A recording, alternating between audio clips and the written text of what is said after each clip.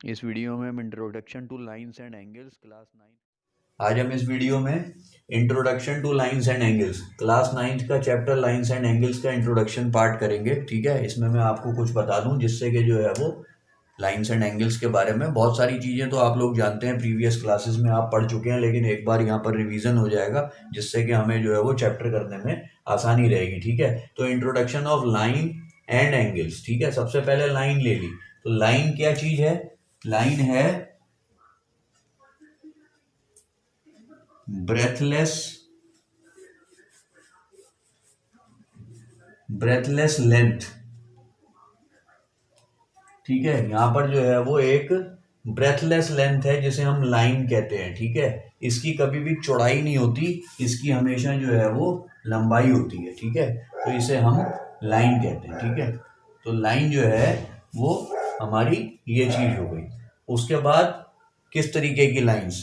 दूसरी है हमारी इंटरसेक्टिंग लाइंस। इंटरसेक्टिंग लाइंस वो होती हैं जो एक दूसरे को कट करती हैं। ठीक है, तो जहां काटने वाला पॉइंट होता है वो इंटरसेक्टिंग पॉइंट कहलाता है। ठीक है ना, ये सब चीजें आप पहले पढ़ भी चुके हैं। इसके बाद पैरेलल लाइंस। पैरेलल लाइंस हम चैप्टर नंबर 5 में भी कर चुके हैं। पैरेलल लाइंस होती हैं जो बीच में उनके हमेशा इक्वल डिस्टेंस रहता है। जैसे यहाँ पर 1 मीटर का है तो यहाँ पर भी 1 मीटर होगा और यहाँ पर भी 1 मीटर होगा, और ये कभी आपस में मिलेंगी नहीं, दे नेवर मीट। तो ये पैरेलल हो गई, ये इंटरसेक्टिंग हो गई, और ये लाइन हो गई। ठीक है, इसके बाद आ जाती है बात एंगल्स के ऊपर। ठीक है, एंगल्स की क्या क्या जो है वो प्रॉपर्टीज हैं, कितने तरीके के होते हैं एंगल्स।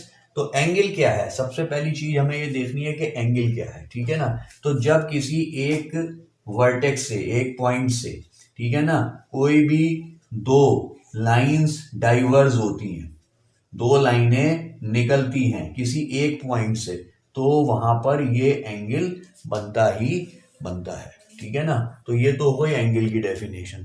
ठीक है, ये एंगल क्या होता है? Types of angle. Types of angle में number 1 acute angle. Acute angle जो होता है वो लेस देन 90 डिग्री होता है, 90 से छोटा। ठीक है, दूसरा right angle equal to 90 degree, ये 90 ही डिग्री का होता है।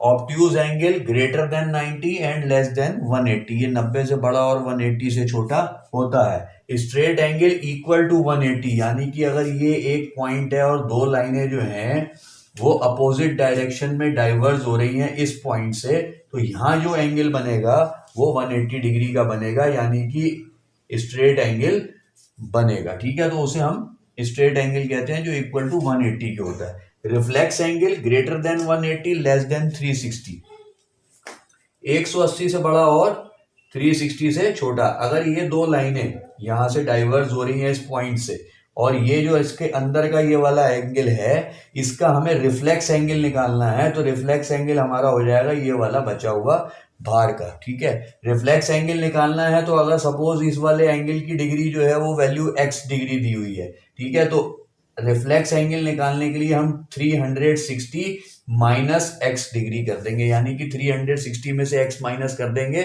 इस अंदर वाले एंगल की वैल्यू, तो ये बचा हुआ रिफ्लेक्स एंगल इसका निकल कर आ जाएगा। ठीक है ना, तो यहां तक तो जो है वो ये बात समझ में आती है कि लाइंस क्या है और एंगल्स क्या है। इसके बाद जो है वो हम आगे देखते हैं ऑफ एंगल्स की बात करते हैं। अब हम यहाँ पर पेयर्स ऑफ एंगल्स के अंदर आ जाएगा, हमें जो पढ़ना है वो है कंप्लीमेंट्री एंगल, सप्लीमेंट्री एंगल और एडजेसेंट एंगल। ठीक है, कंप्लीमेंट्री एंगल्स का मतलब ये है कि जैसे ये एंगल बना हुआ है, यहाँ पे पेयर्स ऑफ एंगल दिए हुए हैं, यानी कि अंदर दो जोड़े दिए हुए हैं। ठीक है, तो उसमें क्या होगा कि जो कंप्लीमेंट्री एंगल होगा उसका सम जो होगा वो 90 डिग्री के इक्वल होगा। ठीक है, यानी कि ये दोनों एंगल 90 डिग्री के इक्वल होंगे, जिसमें एक 40-50 हो सकता है, एक 30-60 हो सकता है, एक 70-20 हो सकता है ना, इस तरीके से एक 60-30 हो सकता है। तो इस तरीके से जो है वो ये हो जाएंगे आपके यहाँ पर कंप्लीमेंट्री एंगल। ठीक है, इसके बाद जो आता है वो आता है हमारा सप्लीमेंट्री एंगल। ठीक है, सप्लीमेंट्री एंगल क्या है पहले हम लोग पढ़ चुके हैं इसे।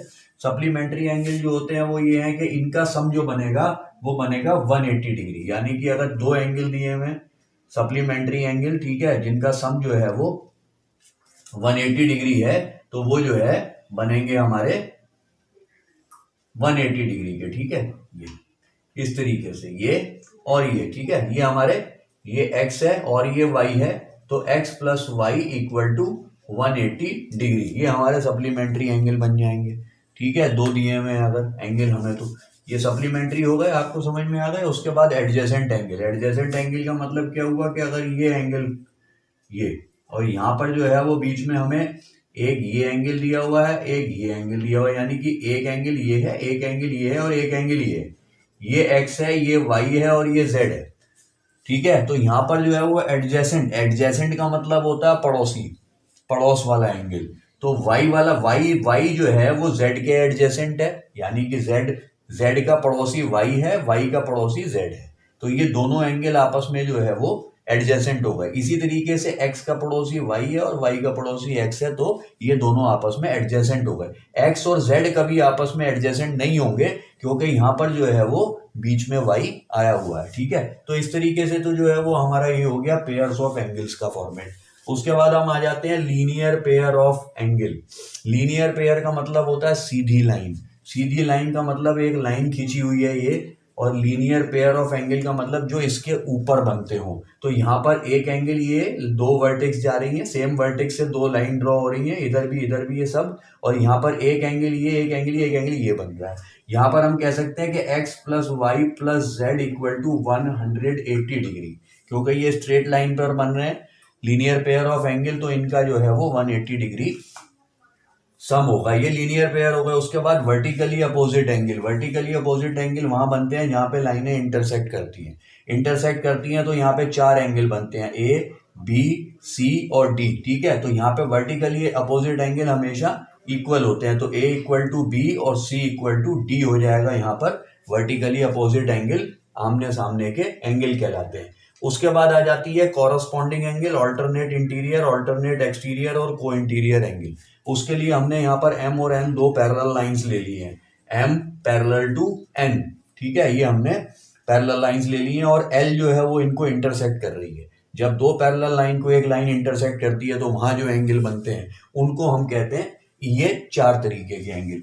कॉरस्पॉन्डिंग एंगल, कॉरस्पॉन्डिंग एंगल जो होते हैं वो सेम साइड पे बनने वाले एंगल होते हैं। जैसे यहाँ पर जो है वो एंगल 1 है ये वाला, तो वो एंगल 5 के कॉरस्पॉन्डिंग है। ठीक है, एंगल 2 जो है वो एंगल 6 के कॉरस्पॉन्डिंग है। दोनों, ये राइट हैंड साइड में दोनों हैं, ये लेफ्ट हैंड साइड में दोनों हैं। ठीक है, इसी तरीके से जो है वो एंगल 3 जो है वो एंगल 7 के कॉरस्पॉन्डिंग है, ये वाला और ये वाला।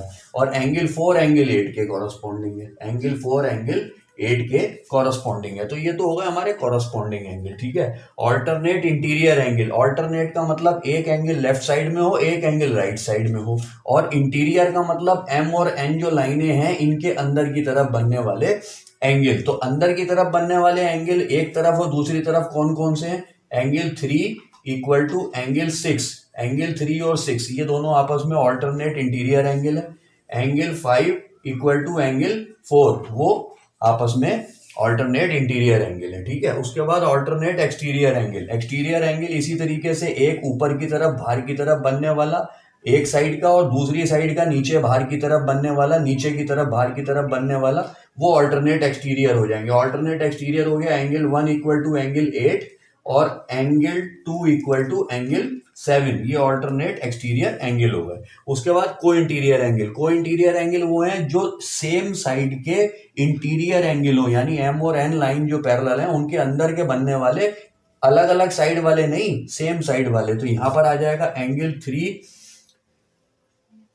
Plus angle 5 equal to 180 degree, क्योंकि को इंटीरियर एंगल का सम जो होता है वो 180 डिग्री होता है, इसलिए जो है वो एंगल 3 और एंगल 5 को इंटीरियर हो गए आपस में और उनका सम 180 हो गया। इसी तरीके से एंगल 4 प्लस एंगल 6 जो है वो को इंटीरियर हो गया और इनका सम भी 180 डिग्री हो गया। ठीक है, तो इस तरीके से जो है वो लाइंस और एंगल्स का चैप्टर है जिसकी हमारी तैयारी है, और अब हम एक्सरसाइजेस शुरू करेंगे। और ये इंट्रोडक्शन का पार्ट था जिसमें मैंने आपको लाइन के बारे में, पेयर ऑफ एंगल के बारे में और हर तरीके की एंगल के बारे में बता दिया है, और आप जो है वो अब आगे एक्सरसाइजेस की तैयारी करें।